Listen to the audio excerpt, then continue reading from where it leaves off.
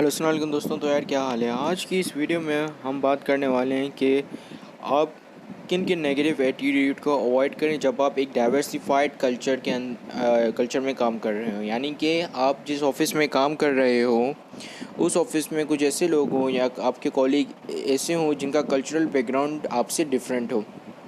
तो आप वहाँ पर आप कौन कौन सी चीज़ें जो कि आपने अवॉइड करनी है। ठीक है, अगर आपकी या आप कोई ऐसी सोसाइटी में रह रहे हों जहाँ पर बहुत ज़्यादा डाइवर्सिफिकेशन हो, यहाँ पर यानी कि वहाँ पर बहुत ज़्यादा रिलीजन्स के लोग रह रहे हों। जैसे फॉर एग्ज़ाम्पल आपकी सोसाइटी में क्रिश्चियंस भी रहते हैं, हिंदूज़ भी रहते हैं, ठीक है, और at the same time Muslims भी रहते हैं।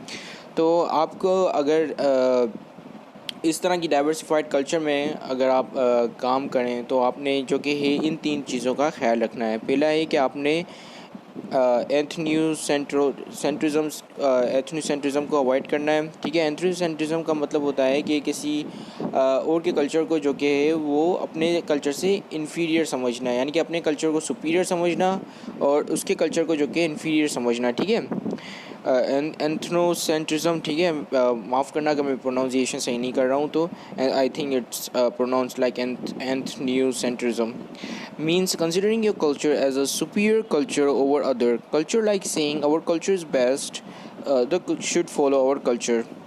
ठीक है, यानी कि ये कहना कि मेरा कल्चर अच्छा है और दूसरे लोग जो कि है उनको चाहिए कि वो मेरा कल्चर फॉलो करें। ठीक है, दूसरा आता है हमारा एक्सनोफोबिया।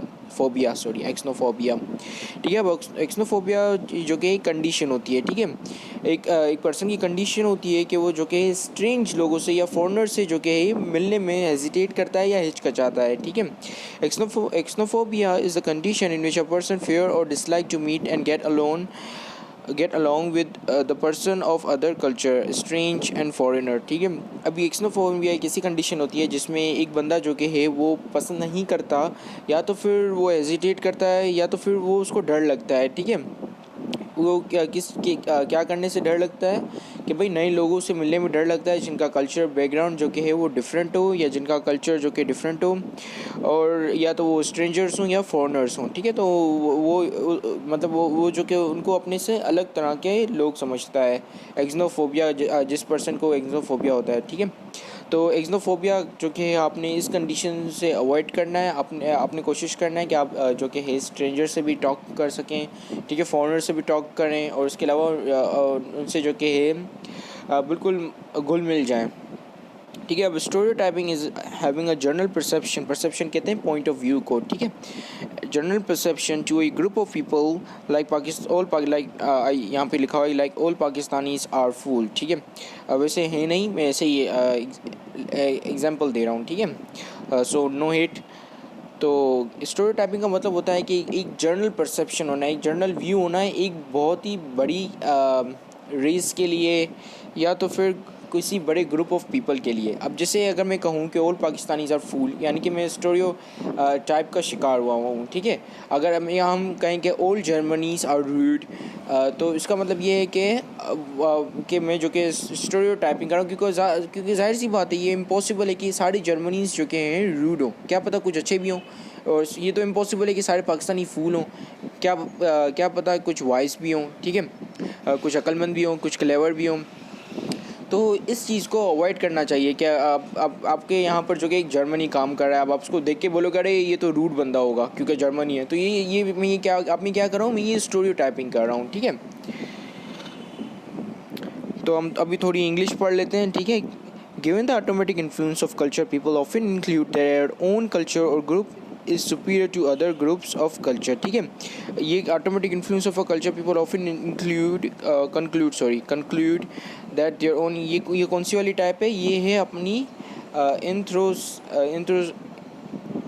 What was it spelling, it's ethnocentrism. ठीक है, ये एंथ्रोसेंट्रिज्म की हम जो कि वो पढ़ रहे हैं, एग्जांपल्स पढ़ रहे हैं। ठीक है, ethnocentrism is the tendency to जज all other groups according to your own group's standards, behaviours and customs. An even more extreme reaction is xenophobia, a fear of strangers and foreigners. Clearly, business people who take these views will not interpret messages from other cultures correctly. Neither are they likely to send successful messages. अब ठीक है, अब जिस बंदे को जो कि इन तीनों में से कोई भी एक चीज़ होती है, या उसको इंथ न्यू सेंट्रिज्म होता है, या तो फिर उसको जो कि है एक्सनोफोबिया होता है, तो वो क्या करता है, वो जो कि उसको उनके मैसेज को मिस इंटरप्रेट कर देता है, और उसको जो कि रिसीविंग करने में भी प्रॉब्लम होती है मैसेजेस को, और उसको जो कि है सेंडिंग करने भी मैसेज को प्रॉब्लम होती है, ठीक है।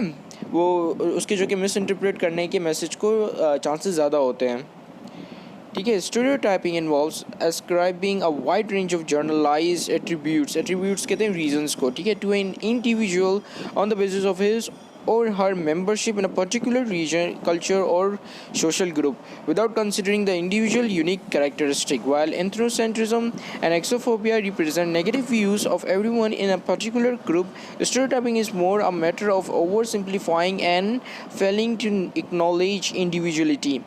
अब यहाँ पर जो कि स्टीरियोटाइपिंग को इन दोनों से अलग किया हुआ है। अब एंथ्रोसेंट्रिज्म जो कि एक्सनोफोबिया जो कि एक नेगेटिव व्यू को मतलब डिटरमाइन करते हैं कि एक बंदे का जो कि नेगेटिव व्यू किस तरह आ रहा है एक पर्टिकुलर ग्रुप के लिए, जबकि स्टीरियोटाइपिंग का एक जनरल व्यू होता है एक किसी बंच ऑफ पीपल्स के लिए जो कि एक सेम सोशल ग्रुप से ताल्लुक़ रखते हों या एक सेम कल्चर से ताल्लुक़ रखते हों, ठीक है।